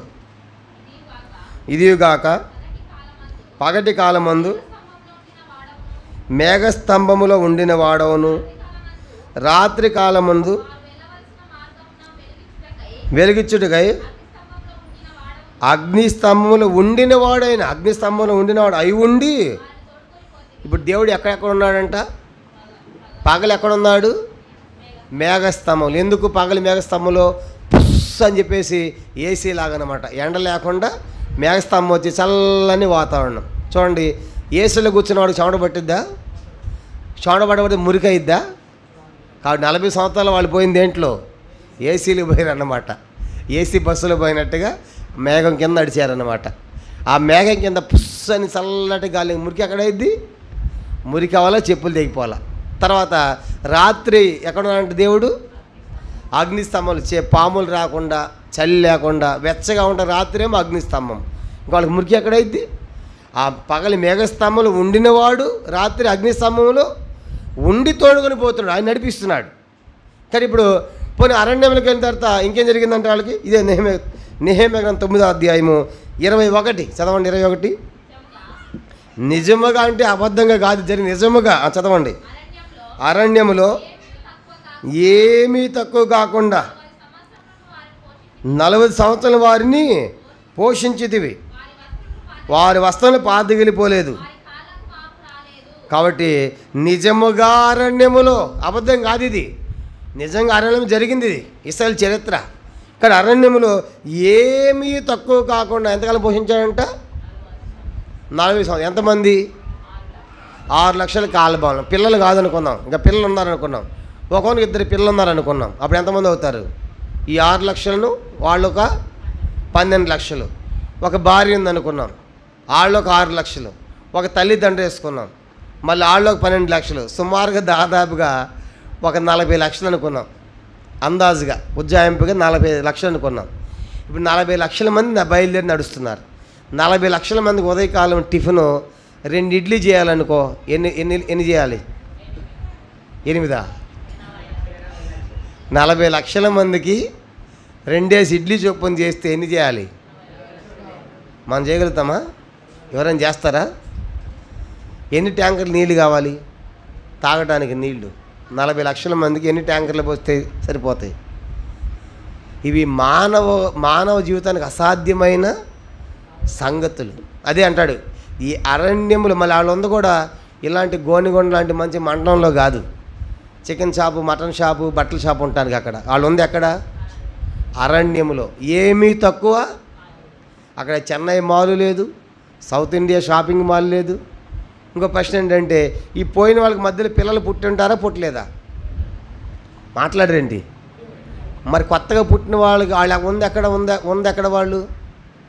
వాళ్ళంతా ఉంది ఎక్కడ? అరణ్యములో. మరి కొత్తగా పుట్టిన వాళ్ళకి బట్టలు, కొత్తగా పుట్టిన వాళ్ళకి చెప్పులు ఎక్కడి నుంచి ఉంటాయి? ఇది కర్నూలులో లేకుండా గోనగొండలో అయితే Chennai mall, south India mall, లేకుంటే చందన బ్రదర్స్కి పోయి టక్కన పోయి కొనుక్కు తెచ్చేస్తాం. వాళ్ళు ఉంది ఎక్కడ 6 నెలలు కొత్తగా పుట్టిన వాళ్ళకి బట్టలు ఎక్కడ, కొత్తగా పుట్టిన వాళ్ళు చెప్పులు ఎట్లా వచ్చి ఉంటాయి ఊహించండి. మోషేలు ప్రార్థన చేశాడు, ప్రభా ఈరోజు పాలెములో ఇంతమంది మగపిల్లలు పుట్టారు, ఇంతమంది ఆడపిల్లలు పుట్టారు ప్రభా అన్నప్పుడు, మోషే రేపటిదన్నా చెప్పుల వర్షం పడును, ఎల్లుండి వస్త్రాల వర్షం పడును ప్రకటన చెప్పని ఉంటాడు మోషేకి. మోషే వెళ్ళి పాలెములోకి వెళ్ళి, వినండి హో రేపటి దినాన చెప్పుల వర్షం పడును కాబట్టి మీ సైజులో చెప్పులు పడతాయి ఏరుకోండి, మీ సైజులో వస్త్రాలు పడితే ఏరుకోండి అని చెప్పేసి ప్రకటన చేసి ఉంటాడు. ఎందుకంటే అన్నీ వాళ్ళకి పైనుంచే కదా, మన్నా పైనుంచే కురిపించాడుగా. ఎందుకంటే యోహాను 21వ అధ్యాయంలో దేవుడు చేసిన కార్యాలన్నీ రాస్తే ఏం సరిపోదంట, భూలోకమే సరిపోదంట. చెప్పండి ఏం సరిపోదంట, ఇవన్నీ జరిగినాయి అరణ్యంలో. కాబట్టి కొత్తగా పుట్టిన వాళ్ళకి పైనుండి చెప్పులే, పైనుంచి వస్త్రాలే, పైనుంచి ఆహారమే, బండ నుంచి నీళ్ళే. నా తలంపు ఏంటంటే ఇదంతా చూసినప్పుడు అమ్మ మన దేవుడు ఎంత గొప్పవాడు, నేను మీ దేవుడని యెహోవానని మీరు దీన్ని బట్టి తెలుసుకోవాలి. దేన్ని బట్టి మీ చెప్పులు చూడండి, మీ వస్త్రాలు చూడండి, మీ కాళ్ళు చూడండి, మీ కాళ్ళు వాపులు అవటం లేదు, మీ వస్త్రాలు పాడైపోవటం లేదు, మీ చెప్పులు తెగిపోవటం లేదు, మీకు అరణ్యంలో ఏమీ తక్కువగా ఏది కావాలంటే అది మీకు నేను ఇస్తున్నాను, పోషిస్తున్నాను. కనుక ఇవన్నీ చూసినప్పుడు దేవుడు ఎంత గొప్ప దేవుడు అని చెప్పేసి దేవుని వాళ్ళు ఏం చేయాలి చెప్పండి. వాళ్ళకన్నా పొద్దున్న లేచి పరిగెత్తే పని ఏమన్నా ఉందా? వాళ్ళ పని అంతా ఏంటి? ఆ దేశానికి వెళ్ళిన తర్వాత వాళ్ళు చేసే పని ఏంటి? మంచి దేశంలో తిని తాగి 8వ అధ్యాయం 10వ వచనం ద్వితీయోపదేశకాండం 8వ అధ్యాయం. ఆ మంచి దేశంకి వెళ్ళేటువంటి వాళ్ళు ఏం చేయాలంట? 8వ అధ్యాయం 10వ వచనం ద్వితీయోపదేశకాండం 8:10. నీవు తిని తృప్తి పొంది నీ దేవుడి యెహోవా నీకు ఇచ్చిన మంచి దేశాన్ని బట్టి ఆయనను ఏం చేయాలంట? అవన్నీ తిని తాగి ఏం చేయాలి? ఉచితంగా దేవుడు ఇస్తున్నాడు, కష్టపడేది లేదు, అన్ని పైనుండే వచ్చేవన్నీ కూడా తిని తాగి ఏం చేయాలి? దేవుణ్ణి స్తుతించాలి. కానీ ఏం చేశారంట వాళ్ళు? తిని తాగి కొవ్వి బలిశారంట. నా మాట ద్వితీయోపదేశకాండం 32వ అధ్యాయం, ద్వితీయోపదేశకాండం 32వ అధ్యాయము. ఉచితంగా వచ్చేవన్నీ కూడా తిని తాగి వాళ్ళ గురించి దేవుడు చెప్పిన మాటలు. ద్వితీయోపదేశకాండం 32వ అధ్యాయం 15వ వచనం. యెషూరు అని ఒకటేసి కింద ఇశ్రాయేలు అని చదవండి. ఇశ్రాయేలు కొవ్విన వాడై కాలు జాడించాను, నువ్వు కొవ్వి బలిసి మందుడవైతివి, వాడు దాన్ని పుట్టించిన దేవుని విడిచాను. అదనమాట తిని తాగి స్తుతించండి అని దేవుడు చెప్తే, తిని తాగి కొవ్వి బలిసి మదించి దేవుని విడిచి ఆయన రక్షణ తృణీకరించారు. ఎంత విచారం! కడిపిలారా 40 సంవత్సరాలు ఎందుకు పట్టిందంటే, 5వదిగా నేను మీ దేవుడిని యెహోవాని మీరేం చేయాలి? తెలుసుకున్నారు వాళ్ళు. తెలుసుకోవాలి. 40 సంవత్సరాలు తెలుసుకోలేదు. శిష్యులు కూడా అర్థం కాల. శిష్యులు కూడా ఒకసారి యేసువారితో పాటు సముద్రంలో పోతా ఉన్నారు. గాలి అలలు తుఫాను వస్తా ఉండి ప్రభుని లేపారు. ప్రభా నీకు ఎట్లా నిద్రపడుతున్నాయా? అలలు చూడు, గాలి తుఫాను చూడు అని ప్రభుని లేపితే ఆయన లేచి అన్నీ నెమ్మలపరిచాడు. అప్పుడు అందరూ ఏమనుకున్నారు చెప్పండి? ఈయన ఎవరో గాలి సముద్రీయునకు లోబడుతున్న ఒకరితో ఒకడు చెప్పుకున్నారు. అంటే అర్థం ఏంటి? వీళ్ళకు కూడా ఆయన శక్తి ఏంటో అర్థం. అప్పుడు ఆయన ఇచ్చే రొట్టెలు తింటున్నారు, చేపలు తింటున్నారు, కానీ అసలు మనతో ఉన్న యేసు ఎంత గొప్ప దేవుడు ఆయన అనే శిష్యులకి అర్థం కాలేదు, ఇశ్రాయేలుకి అర్థం కాలేదు. ఈరోజు మనకు కూడా మన దేవుని శక్తి మనకు అర్థం కావట్లా, మన దేవుడు ఎంత గొప్పవాడో మనకు అర్థం కావట్లా. నమ్మాం కానీ ఆ దేవుడిని మన సమస్యని పెద్దగా చేస్తున్నాము, దేవుడిని చిన్నగా చేసుకుంటున్నాం. మేము భద్రాచలం ఆ ప్రాంతానికి 2000 సంవత్సరం స్వాతికి వెళ్ళాం. ఆ భద్రాచలము, చెర్ల, వెంకటాపురం ప్రాంతాలకు వెళ్ళినప్పుడు అంత కొండ కోయి వాళ్ళు ఉంటారు. వాళ్ళకి తెలుగు కూడా సరిగ్గా రాదు, కొద్ది మాట్లాడతారు. మనలాగా మాట్లాడతారు, కొన్ని అర్థం కావు. వాళ్ళ కొండను చూపించి, ఆ కొండలు ఎక్కువ ఉంటాయి కదా అరణ్యంలో, కొండను చూపించి యేసు దేవుడు ఈ కొండ కంటే పెద్ద దేవుడు అని చెప్పాలి సువార్త. వామ్మో కొండ ఎంత పెద్దగా ఉంది, ఎంతకంటే పెద్ద ఆయన దేవుడు, పెద్ద దేవుడు, ప్రభు గొప్పవాడు అటు చెప్పాలి వాళ్ళ సువార్త. మనకు కూడా ఎట్టయిపోయిందంటే దేవుని తెలుసుకున్నాం కానీ మన దేవుడు ఎంత గొప్పవాడో మనకి అర్థం కావటం లేదు. చూసారా? చిన్నాటికి భయపడతాం, చిన్నాటికి సనుగుతాం. ఆలోచించండి. కనుక వస్త్రాలు మాయకుండా, చెప్పులు తెక్కకుండా, కాళ్ళకు వాపు రాకుండా, ఏమీ తక్కువ కాకుండా పోషిస్తూ ఉంటే తిని తాగి స్తుతించవలసిన వారు తిని తాగి కొవ్వి బలిసి దేవుని మర్చిపోయారంటే ఎంత విచారం. అందుకే 40 సంవత్సరాలు పట్టింది. ఇది 5వ కారణం. 6వ చూడండి, 6వ మాట చూద్దాం. అపోస్తల కార్యములు 13వ అధ్యాయం, అపోస్తల కార్యములు 13వ అధ్యాయం 18వ వచనం. అపోస్తల కార్యములు 13:18 చదవండి. ఇంచుమించు 40 ఏండ్ల మట్టుకు అరణ్యములో వారి చేష్టలను సహించను. ఏం సహించాడంట? చేష్టలు అంటే ఏంటి? వాళ్ళ పనులు. కనుక ఎక్కడ? అరణ్యములు. 40 సంవత్సరాలు కూడా వాళ్ళ పనులు, వాళ్ళ క్రియలు, వారి చేష్టలు దేవుడు సహిస్తూ వచ్చాడు. ఎంత ఓపిక దేవుడికి, ఎంత దీర్ఘశాంతుడు ఆయన. 40 సంవత్సరాలైనా ఓపిక పెట్టాడు. మనం ఏం చేస్తాం చూడండి. ఆ పిల్ల ఎలా చేస్తాం అనుకోండి, 2-3 సార్లు చూస్తాం, నెక్స్ట్ ఏం చేస్తే వెంటనే ఒకటి ఇస్తాం. కనుక ఎన్నిసార్లు చెప్పాలా నీకు అని చెప్పేసి తల్లి కొడుతుంది, మన తల్లిదండ్రులు పిల్లలు కొడతాం. 40 సంవత్సరాలు కొట్టకుండా ఉంటారు ఎవరైనా? ఏ తల్లిదండ్రులు ఉండరు. మనకు అంత దీర్ఘశాంతం లేదు, ఓపిక లేదు. 2 సార్లు చెప్తాం, ఎన్నిసార్లు చెప్పాలి ఒకటి చేస్తాం. కానీ దేవుడు ఎంతకాలం భరించాడంటే వాళ్ళని 40 ఏళ్ళు. ఎలాంటి పనులు చేశారు వాళ్ళు 40 సంవత్సరాల్లో? 1 కొరింథీ పత్రిక 10వ అధ్యాయంలో 7 సంగతులు చేశారు. 1 కొరింథీ పత్రిక 10వ అధ్యాయం, 1 Corinthians chapter 10. 1 కొరింథీ పత్రిక నేనే చదువుతాను, మీరు అందరూ నోట్ చేసుకుని. 1 కొరింథీ పత్రిక 10వ అధ్యాయము 6వ వచనములో ఆశించిన ప్రకారము ఆశించిన వారు. తర్వాత 7వ వచనములో తినుటకును తిన్నటువంటి వారు, త్రాగుటకును త్రాగినవాడు, ఆడుటకును ఆడినవారు. కనుక చూసిందల్లా ఆశించారు, తింటూ వచ్చారు, త్రాగుతూ వచ్చారు, ఆటలాడుతూ వచ్చారు, విగ్రహాలు పెట్టి. తర్వాత 7వ వచనంలో విగ్రహారాధికులై విగ్రహారాధన చేశారు. 8వ వచనంలో వ్యభిచరించారు. 8వ వచనంలోనే శోధించారు. తర్వాత సణిగారు. చూసారా? ఇవన్నీ ఉన్నాయి. 1 ఆశించిన వారు, 2 తినుటకు త్రాగుటకు ఆడినవారు, విగ్రహారాధన, వ్యభిచారము, శోధించుట, సనుగుట. ఇవన్నీ కూడా ఎంతకాలం చేశారంటే వాళ్ళు? 40 సంవత్సరాలు. కనుక తినటము, తాగటము, కూర్చుండటము, ఆడటము, ఆశించటము, విగ్రహారాధన, వ్యభిచారము, దేవుని శోధించటము, సనగటం, చివరికి ఇవన్నీ చూసి 40 సంవత్సరాలు భరించి అన్నాడు. 5వ వచనం, 1 కొరింథీ 10:5. అయితే వారు ఎక్కువ మంది దేవునికి ఇష్టలే ఉండవు, అరణ్యంలో సంహారింప 40 సంవత్సరాలు బట్టి 40 సంవత్సరాల తర్వాత దేవుడు చెప్పాడు, మీరంటే నాకు ఇష్టం లేదు అన్నాడు. ఎవరి గురించి? ఇశ్రాయేలు గురించి. కాబట్టి ఇప్పుడు 40 సంవత్సరాలు భరించాడు వాళ్ళని.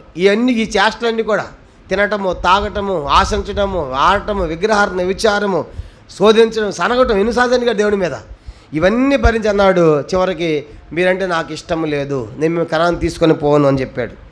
కారణం ఏంటంటే వాళ్ళంతా ఎవరు? రక్షించబడిన వారే. ప్రజలు ఎవరు? వీళ్ళు ఎంత రక్షణ పొందిన వారే. ఎందుకు? పైన వచ్చింది చూడండి, వాళ్ళు కూడా బాప్తిసం పొందిన వారే. 1 కొరింథీ పత్రిక 10వ అధ్యాయం 1 నుంచి, సహోదరులారా ఈ సంగతి మీకు తెలియకుండా మాకు ఇష్టము లేదు. అదేవిధంగా మన పితరులు అంటే ఇశ్రాయేలు మేఘము కింద ఉండిరి, వారందరూ సముద్రంలో నడిచిపోయారు. అందరూ మోషేని బట్టి మేఘంలోను సముద్రంలోను ఏం పొందారంట? ఎవరు బాప్తిసం పొందింది? ఎవరు బాప్తిసం పొందిన వాళ్ళు? ఎవరు?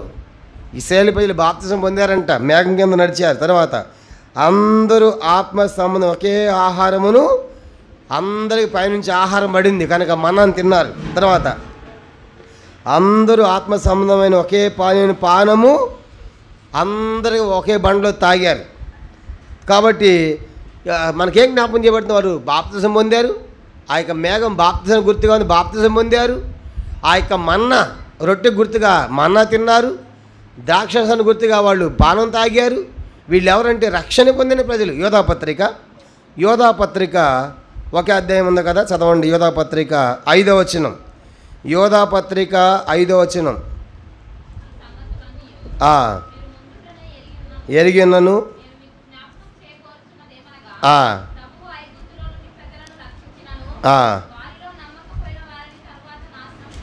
వాళ్ళు ఏ ప్రజలు అంటే వారు? అందరూ ఈ మాట చెప్పండి. ప్రభు, అందరూ పలకల. ప్రభు ఐగుప్తులో నుండి ప్రజలను రక్షించినను.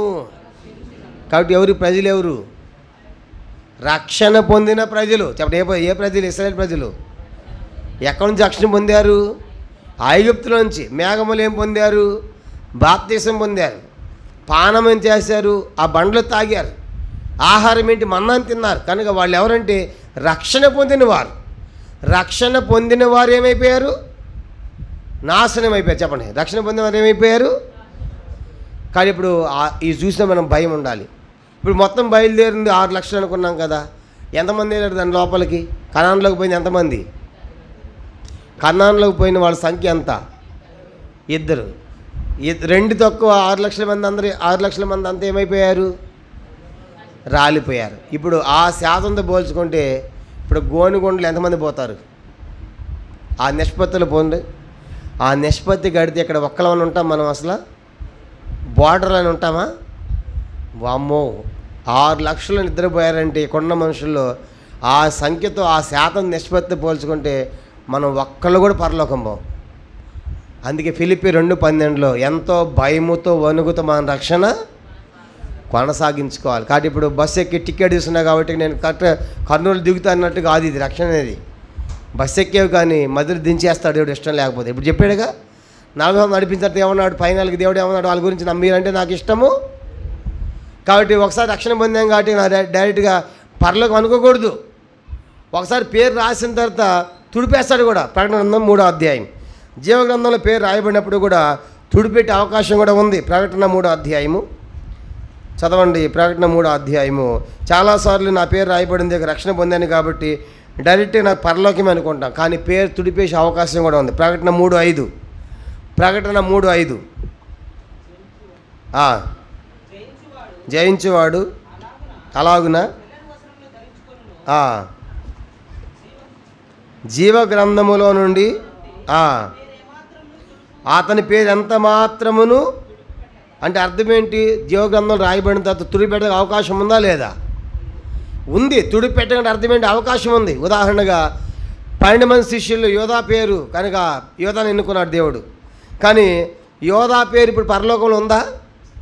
యోధా పేరు ఎవరి పేరు రాశారు? మత్తయి అనేటువంటి వ్యక్తి పేరు రాశారు, అతను ఎన్నుకున్నారు. యోధా కూడా పరలోకం నిర్ణయించబడ్డాడు, కానీ మధ్యలో ఏమైపోయాడు? దారి తప్పాడు. అపోస్తుడైన రక్షణ విశ్వాసి కాదు, సువార్త ప్రకటించినవాడు, అద్భుతాలు చేసినవాడు, దయలు ఎలగొట్టినవాడు. అలాంటి యోధానే చివరి తప్పిపోయి ఏమైందంటే అతని పేరు పరలోకములో లేదు, తుడిపెట్టబడి అతని ప్లేస్లో అపోస్తుల 1:25 ప్రకారం మత్తయి అనేటువంటి వ్యక్తి యొక్క పేరు రాయబడింది. కాబట్టి ఈ మధ్య మనకేం జ్ఞాపం చేయబడుతుందంటే మనం కూడా భయముతో వణుకుతో లేకపోతే చెప్పండి మన పేరు కూడా తుడిపెట్టబడదు, కానీ మనం కూడా నశించిపోతాం, నరకానికి పోతాం. కాబట్టి మనం ఆలోచించాలి, ప్రభా భయభక్తుల జీవితం మనం జీవించాలి. కాబట్టి మన చేష్టలు, మన పద్ధతులు కనుక మన క్రియలు దేవుని కోపం పుట్టించేవిగా ఉండకూడదు, దేవుడు మెచ్చుకునేవిగా ఉండాలి. నా కుమారుడు, నా కుమార్తె నమ్మకమైన మంచి బల, నమ్మకమైన దాసు అని చెప్పేట్టుగా మెచ్చుకోవాలి. కానీ మన క్రియలు చూసి దేవుడు అసహించుకునేట్టుగా ఉంటే చెప్పండి మనం కూడా రక్షించబడినప్పుడు కూడా ఏమైపోతాము? నశించిపోతాం. కాబట్టి 6వ కారణం ఏంటంటే 40 సంవత్సరాలు దేవుడు వారి యొక్క చెప్పండి వారి చేష్టలు సహించాడు మానుకోవాలని. కానీ మానుకున్నారా? మానుకోలేదు కాబట్టి మాడిపోయారు, రాలిపోయారు. ఇది 6వ కారణం. 7వది ఆఖరి చదివి మనం ముగిద్దాము. 7వది ఆఖరిది. ఎందుకు 40 సంవత్సరాలు పట్టిందంటే 7వ కారణం చదువుకుని మనం ముగించుకున్నాం. యెహోషువ గ్రంథము 5వ అధ్యాయం. యెహోషువ గ్రంథం 5వ అధ్యాయము 6వ వచనం. యెహోషువ గ్రంథం 5వ అధ్యాయము 6వ వచనం. అందరూ నాతో చెప్పాలి, అందరూ నాతో పలకండి, టైం అయిపోయింది కదా మనం ముగిచ్చేద్దాం. యెహోషువ 5వ అధ్యాయము 6వ వచనం నేను చదువుతాను, చివరి భాగము అందరూ పలకండి. ఐగుప్తులో నుండి వచ్చిన ఆ యోధులందరూ యెహోవా మాట వినకపోయినందున వారు నశించే వరకు ఇశ్రాయేలు 40 సంవత్సరములు అరణ్యములో సంచరించుచూ వచ్చేరి. చెప్పండి 40 సంవత్సరాలు ఎందుకు పట్టిందంట? ఏం చేయలేదు వాళ్ళు? దేవుని మాట వినలేదు, అదన్నమాట. ఇప్పుడు దేవుడు తీసుకెళ్తున్నాడు, దేవుడు తీసుకెళ్తున్నప్పుడు ఆయన మాట వినకపోతే ఆయన ఎట్లా తీసుకెళ్తాడు?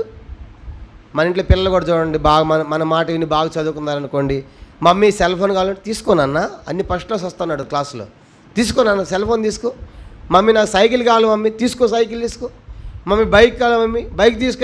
అన్నింటిలో ఫస్ట్ క్లాస్ కదా వాడు, అన్ని సంతోషం కొనిస్తాం అన్నమాట. ఏంటి వాడు అన్నీ ఫెయిల్ అయిపోయి సబ్జెక్టులు జులాయిగా తిరుగుతూ ఉన్నాడు అనుకోండి, అమ్మ ఫోన్ అంటే నీ ముఖానికి అనము అంటే మన ఇంట్లో మన మాట వినకపోతే మనం ఏం చేయం? మన పిల్లలకి అడిగిన ఇస్తామా?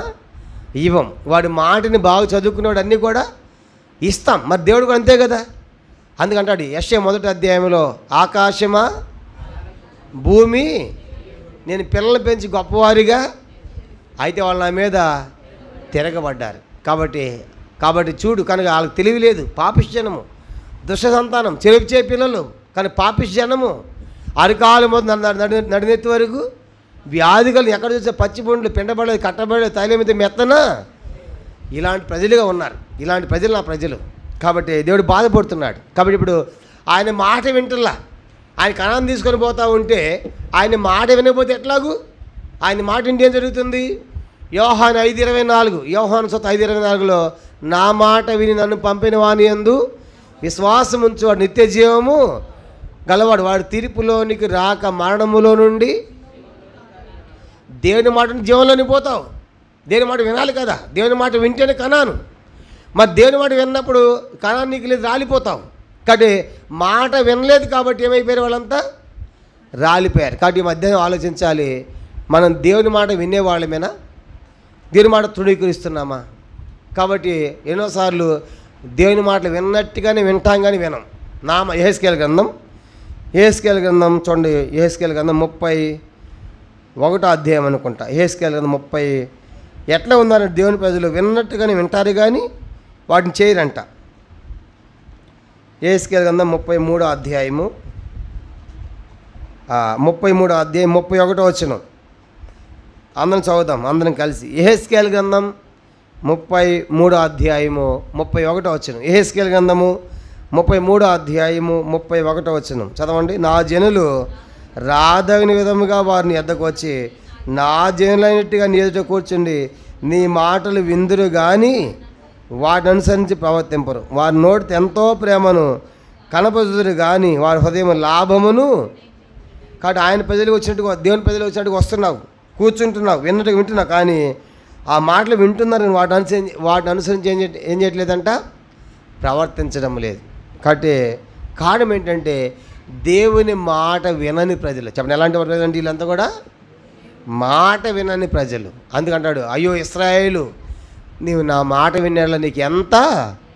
81వ కీర్తన 81, కీర్తన 81. అదే దేవుడు అంటాడు, కాబట్టి నువ్వు నా మాట వింటే నీకు ఎంత మేలు.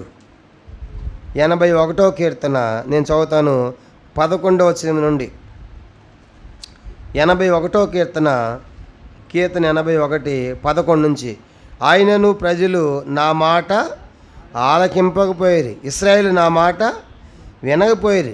కాబట్టి వారు తమ స్వకీయ ఆలోచనలను బట్టి నడుచుకున్నట్లు వారు హృదయ కాఠిన్యముకు నేను వారిని అప్పగించి, అయ్యో నా ప్రజలు నా మాట వినినెడల, ఇశ్రాయేలు నా మార్గం అనుసరించినట్ల ఎంత మేలు. కడ్డే అంటే అయ్యో నా ప్రజలు నా మాట ఎంత మేలు. కాబట్టి చివరి ఆఖరిది ఏంటంటే చెప్పండి, ఎలాంటి ప్రజలు అంటే వీళ్ళు మాట వినని ప్రజలు, మాట వినని ప్రజలు. కాబట్టి అందుకే మొండి వాళ్ళు, మాట చెప్పాలంటే మొండి వాళ్ళు. కాబట్టి టైం అయిపోయిందని చూపించట. కాబట్టి ఇప్పుడు 7 సంగతులు. మొదటి చెప్పండి, చెడు నడత ఉంది కాబట్టి వాళ్ళు కణాన్ని తీసుకెళ్ళి 40 సంవత్సరాలు పెట్టాడు. రెండవదిగా వాళ్ళ హృదయం ఐగుప్తును తొలగించుకోవాలని 40 సంవత్సరాలు పెట్టాడు. మూడవదిగా యుద్ధము చేసి విజయవంతులు పోవాలని తీసుకెళ్ళాలని కోరాడు. నాలుగవదిగా ఆయన మార్గాలు తెలుసుకోవాలని పెట్టాడు 40 సంవత్సరాలు. ఐదవదిగా ఆ దేవుని శక్తి ఏంటో వారు తెలుసుకోవాలని పెట్టాడు. ఆరవదిగా వారి చేష్టలు సహించాడు, మానుకోవాలని చూశాడు, మానుకోలేదు. చివరికి ఆయన మాట, చివరికి ఏం చేశాడు? ఆయన మాటే నా మాట ఉంటే నేను తీసుకుపోతాను, మీరు ఎవడు పొడగీలేదు, అందరూ రాలిపోవాల్సిందే. రాలిపోయారు. జాగ్రత్త. కాబట్టి మధ్యాహ్నం మనము దేవుని మాట వినాలి. కాబట్టి అందుకే ఒక పాట ఉంది కదా, అందరూ మోకరించండి, ప్రార్థన. నా మాట వినుమని ప్రభువా నేను, నా మాట వినుమని ప్రభువా నేను, నేను రక్షింపను పిలచుచుండే, నేను రక్షింపను పిలచుచుండే, నా మాట వినుమని ప్రభువా నేను, నా మాట వినుమని ప్రభువా నేను ఆర్థిక మోకాల మీద ప్రార్థనలో ఉంటాం. ఈ వాక్య పేగులు ఇంకా చెడు నడుతూ ఉంటే కనాని వెళ్ళలేము. హృదయం ఐగుప్తు ఉంటే కూడా కనాని వెళ్ళలేము. విజయవంతులు లేకపోతే కూడా కనాని వెళ్ళలేము. దేవుని మార్గాలు తెలుసుకోకపోతే కూడా మనం పరలోకం వెళ్ళలేము. దేవుని తెలుసుకోకపోతే ఆయన శక్తి ఎరగకపోతే కూడా మనం వెళ్ళలేము. మన చేష్టలు మన కీళ్ళు మార్చుకోకపోతే మనం వెళ్ళలేము. చివరికి దేవుని మాట వినకపోతే మనకు ఆ నిత్యజీవం లేదు. కాబట్టి 7 సంగతులు ఎక్కడో ఏ లోపల మనలో ఉన్నాయో ప్రభుత్వ క్షమాపణ కోరి సరి చేసుకుని చక్కబరుచుకొని ఆయన బలను సమీపిద్దాం. ఆ రీతిగా ప్రభు మనందరికీ కూడా తన కృపను దయచేయను గాక. ప్రార్థన.